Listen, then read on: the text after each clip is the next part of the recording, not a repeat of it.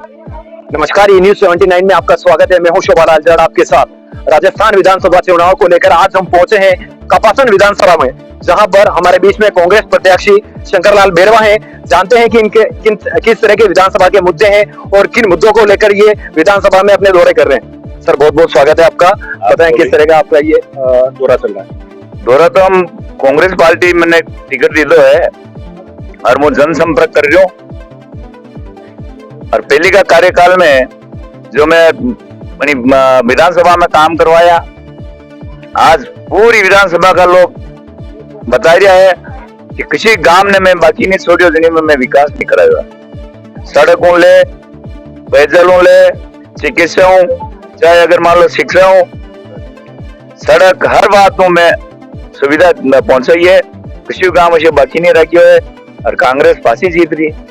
Sir, आपका जिस तरह से यहाँ पर ये जनसैलाब देखने को मिल रहा है, किस तरह का समर्थन है आपकी कपासन विधानसभा में आपको और किस तरह के लोगों का रुझान रहा है? 10 साल में आपको मौका मिला है वापस? 10 साल के बाद में मौका मिले मैंने वापस। पूरी विधानसभा का लोग कांग्रेस का पक्ष में है और चौमुखी विकास करावा को हमारी मंशा है और मैं जीतूंगा तो बिल्कुल चौमुखी विकास करूंगा। तब आपके एक जो प्रत्याशी थे पहले आनंद राम जी खटीक, जो कि अभी बागी हो चुके हैं या दूसरी पार्टी ज्वाइन कर लिए और वो भी आरएलपी से चुनाव लड़ रहे हैं, तो इससे आपका किस तरह से नुकसान देखने को मिल रहा है? नहीं, उससे कोई नुकसान नहीं होगा। हमारे नहीं होगा, नहीं होगा, 1% ही नुकसान नहीं होगा और उसी को कोई वोट भी नहीं देंगे। अगर जो पार्टी ने, हमारे कांग्रेस पार्टी ने उनको ब्लॉक से उठाया, जिले लेवल पर उनको एनएससी अध्यक्ष बनाया, उसके बाद में युवा का अध्यक्ष बनाया और उसके बाद में प्रदेश का सदस्य बनाया, फिर उनको एआईसीसी में अगर सदस्य बना दिया था।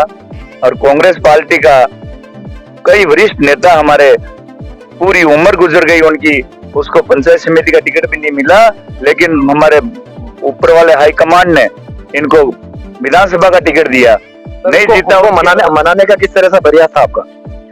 मनाने का तो मैंने कई बार नहीं उन्हें मैंने प्रयास किया, फोन किया, लेकिन उसने मेरे फोन में अटेंड ही नहीं किया, मेरे से बात ही नहीं की। हाँ सर, एक बहुत बड़ा सवाल है, अभी लगातार वीडियो भी वायरल हो रहा है सोशल मीडिया पर भी, कि भोपाल सागर तालाब में आपके ऊपर आरोप लगा है कि आपकी 60 बीघा जमीन है और उसका आपने वहां पर कब्जा कर लिया है और जमीन आपके नाम पे करा दी। क्या सच्चाई है?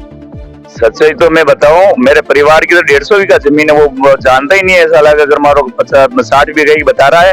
150 बीघा जमीन हमारे खातेदारी की भोपाल सागर बांध नहीं बना उससे पहले की थी और उसके बाद में भोपाल सागर का बांध बना और पानी रुका, उसके बाद में हमारी जमीन डूब में चली गई। राजस्थान सरकार के ऊपर मेरे पिताजी ने मुकदमा दर्ज कराया और राजस्थान सरकार से मैं केस लड़ा और मेरे पिताजी लड़ते लड़ते गुजर गए। फिर मैं उनका मुकदमा लड़ा और 40 साल के बाद में हमारे हक में कास्ट हक मिला मेरे को। तो सर, वहां पे वास्तविकता में आपकी जो हक की जो जमीन है वो कितनी है? वो तो मेरे पास, हमारा परिवार बहुत बड़ा है, मेरे पास में अभी 8 बीघा जमीन है। 8 बीघा जमीन है। तो जैसा कि हमने जो सवाल अभी सोशल मीडिया पर लगातार वायरल हो रहे हैं, जो शंकरलाल जी बेरवा है उनके ऊपर आरोप लगा हुआ है कि 60 बीघा जमीन अवैध है, लेकिन इनका साफ कहना है कि वहां पे इनका 60 नहीं सिर्फ 8 बीघा जमीन है, बाकी इनकी पुश्तैनी इनके परिवार की जमीन है। ये स्पष्ट हो चुका है। अब जैसा कि आपके अभी विधानसभा चुनाव में यहाँ पर एक सवाल बार बार उठ रहा है कि जो पानी है बनास नदी का, वो भोपाल सागर तालाब या कपासन तालाब तक पहुंचाने के लिए आप किस तरह का प्रयास करेंगे? नहीं, प्रयास क्या करूं, मैं तो पहले भी प्रयास कर रहा था। मेरे कार्यकाल में जो मेरे 2008 से 2013 तक मेरा कार्यकाल था, उस समय मैंने 1.5 करोड़ रुपया सैंक्शन करके इनकी सफाई करवाई। ये फीडर जो बनी ना, ये बनास नदी की फीडर डिंडोली और दमाना भोपाल सागर, इस फीडर, ये फीडर बनी थी मोहनलाल जी सुखाड़िया की टाइम पे। मोहनलाल जी सुखाड़िया मुख्यमंत्री थे उस समय, ये फीडर बनी थी। उसके बाद में किसी ने सफाई नहीं कराई थी और मैंने 1.5 करोड़ रुपया लगा के सारी फीडर को मैंने सफाई करवाई थी। और उसके बाद में फिर मेरे जाने के बाद में बीजेपी के अर्जुन जी चिनकर आ गए थे और अर्जुन जी ने 10 साल तक उस फीडर को साफ नहीं करवाई। मेरी सोच है, मैं कहता हूँ और सब जानते हैं कि अंग्रेजी बोले जो है नहीं, ये अगर मान लो 10 साल में कितना बड़ा वैसा जो आप ही अंदाज लगा लो, मान लो 10 साल में उन्हीं का महीना बोलिया हो गया है, बम्बुल हो गया है, बड़ा बड़ा दरकत बन गया है, तो ऑटोमेटिक वो तो जाम बेरी तो यहाँ पे पहले ही वहाँ पे रास्ता है, लेकिन वो सिर्फ जाम हो रहा है, सफाई के चक्कर में ही वो पानी नहीं आ पा रहा है। आपका मतलब ये है? हाँ। तो बिल्कुल वो सफाई के वजह से रुक रहा है।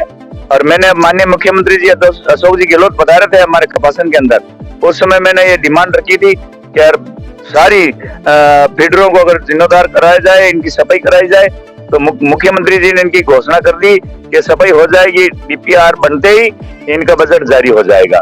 फिर डीपीआर तैयार होने के बाद आचार संहिता लग गई, तो हमारे मुख्यमंत्री जी की कलम तो रुक गई, इसलिए वो रुक रहा है। मेरी मंशा भी थी कि अगर मैं इससे पहले, चुनाव से पहले मैं अगर मान लो इनकी सफाई करवा दूं, बजट जारी करा दूं, फिर काम तो चलता रहेगा, टेंडर हो जाएगा, लेकिन इस आचार संहिता की वजह से वो सैंक्शन नहीं हो पाया। और मैं जीतते ही मैं उनका सैंक्शन करवा दूंगा और मैं सफाई करवा दूंगा सारी। जिस जगह पुलिया की जरूरत होगी पुलिया बनाएगा, वो डीपीआर में आ गया, वो जिस जगह अगर मान लो जरूरत है वो काम होगा। सर रोजगार को लेकर क्या प्रयास करने वाले आप? रोजगार के तो हमारे युवाओं के लिए बहुत ही पीड़ा है मेरे को, कि मेरे पूर्व की कार्यकाल में शिक्षा के अभाव से हमारे बच्चे बच्ची भी नहीं पढ़ पा रहे थे, तो मैंने सरकारी कॉलेज भी खुलवाया और बेरोजगार हो रहे हैं। इसके लिए तो मैं कहना चाह रहा हूँ, अगर मेरे को बीच में मौका नहीं मिला, वरना मैं एक ऐसा कोई अगर मान लो लाना चाह रहा हूँ, उद्योग भी लाना, इसके अलावा भी एक बहुत बड़ी गरीबा मंच की जैसी मंच दिलाना चाह रहा हूँ, उनकी सर्वे करवा रहा हूँ मैं। और ये थोड़ा राज्य सरकार से भी ऊपर केंद्र सरकार तक का मामला है, इस पे मैं माननीय मुख्यमंत्री जी को निवेदन करूंगा, इनकी गति बढ़ावे और मेरे कार्यकाल के अंदर ऐसी बड़ी माइंस कॉपर की डालूंगा हमारे विधानसभा के अंदर। हमारे विधानसभा के युवा तो शिफ्ट हो जाएंगे, लेकिन दूसरी विधानसभा के लोग भी, युवा भी हमारे वहाँ शिफ्ट होंगे। सर शिक्षा को लेकर किस तरह के प्रयास रहने वाले हैं? क्योंकि शिक्षा में स्थानीय भोपाल सागर में जो बिल्डिंग है वो जर्जर है और उसको ध्वस्त कराने के लिए भी आदेश आ चुके हैं, लेकिन अभी तक कोई भी सरकार उस पर ध्यान नहीं दे रही है और बहुत बड़ी घटना हो सकती है। बच्चे अभी भी उसी बिल्डिंग में पढ़ रहे हैं जिस बिल्डिंग को ध्वस्त कराने का आदेश आ चुका है। तो ऐसी क्या परिस्थिति बन रही है कि अभी तक उस बिल्डिंग को ध्वस्त नहीं कराया जा रहा है, या फिर नई बिल्डिंग का निर्माण नहीं कराया जा रहा है, या बच्चे को शिफ्ट नहीं किया जा रहा है? क्या किसी बड़े हादसे का इंतजार है? ये बिल्डिंग शुगर फैक्ट्री के सेठ ने बनवाई थी और सरकार को डोनेशन कर दी थी और वो चल रही थी, लेकिन 10 साल मेरा बेकार गया है। विकास में कई तरह के रोड़े अटक गए, मान लो या बीजेपी का अर्जुन जी आ गए तो उन्होंने कुछ नहीं करवाया, वरना मैं होता तो मैं अगर मान लो 10 साल में तो कपासन की दुर्दशा ही बदल देता, मैं हमारे युवाओं का भविष्य बदल देता। मैं, मेरी सोच अलग है। शिक्षा के बारे में भी मैंने एक बना रखा है, जो मैं घोषणा पत्र में ले रहा हूँ कि अगर मान लो सरकारी कॉलेज मैंने खोला दी, अभी मैंने हमारी बच्चियों के लिए कन्या महाविद्यालय खोला दी, अभी मुख्यमंत्री जी बता रहे थे उस समय घोषणा कर दी और वो कन्या महाविद्यालय खुल गई। और आने वाले टाइम में मेरे कार्यकाल नया आएगा मेरे पास में, तो मैं इंजीनियरिंग कॉलेज खुलवाऊंगा कपासन के लिए। मैं, हमारे युवा अगर मान लो झुंझुनू और सीकर नहीं जाएंगे, यहीं रहकर पढ़ेंगे कपासन की, ये मेरी सोच है। तो शिक्षा, रोजगार और अन्य जो मुद्दे हैं उन पर विस्तार से हमारे बीच में शंकरलाल जी बेरवा थे, आपने बताया है। साथ ही एक आरोप था बहुत बड़ा, उसको भी इन्होंने स्पष्ट कर दिया है कि जो आरोप है वो मिथ्या है। अब ये हमारे विधानसभा वासियों के लिए क्या संदेश देना चाहेंगे आप? कपासन विधानसभा वासियों के लिए अपनी क्या अपील चाहेंगे? कपासन विधानसभा के वासियों के लिए मैं कई तरह की सौगात लाना चाह रहा हूँ। जैसे अगर मातृकुंडिया बांध है, मातृकुंडिया बांध से मैंने पहले भी विधानसभा का मुद्दा उठाया कि अगर मान लो जो पानी मेजा बांध में जाता है, उस मेजा बांध का पानी बंद करूंगा और हमारे कैचमेंट एरिया कायम करूंगा, एक नहर निकाल कर काश्तकारों के खेतों की पिलाई करूंगा, ये मेरी सोच है। और भी अगर हमारे दिल में है कि बनास, ये अगर मान लो बेड़स और बांकली नदी है, उनको जोड़ने का कार्य करूंगा। बहुत बहुत धन्यवाद सर। अब लास्ट आप अपने जो मतदाता है उनके लिए क्या अपील करना चाहेंगे? आपके लिए मतदाता के लिए तो अपील यही कर रहा हूँ, मेरे को भारी मतों से जीता कर भेजो, ताकि मैं आपके विकास में कोई कसर नहीं रखूंगा, क्योंकि मैं तो एक सुदामा हूँ और हमारे भगवान कृष्ण वहां बैठे हुए हैं, अशोक जी गहलोत। जितना बजट जाएंगे वो लेके आऊंगा और जनता को खुश रखूंगा, जनता के किसी प्रकार का दुख नहीं आने दूंगा, ये प्रयास कर रहा हूँ। बहुत बहुत धन्यवाद। जैसा कि आपने देखा, ये हमारे बीच में शंकरलाल जी बेरवा, आपने पूरा विधानसभा के जो मुख्य मुद्दे थे वो भी बता दिए हैं और विधानसभा वासियों से भी अपील कर चुके हैं।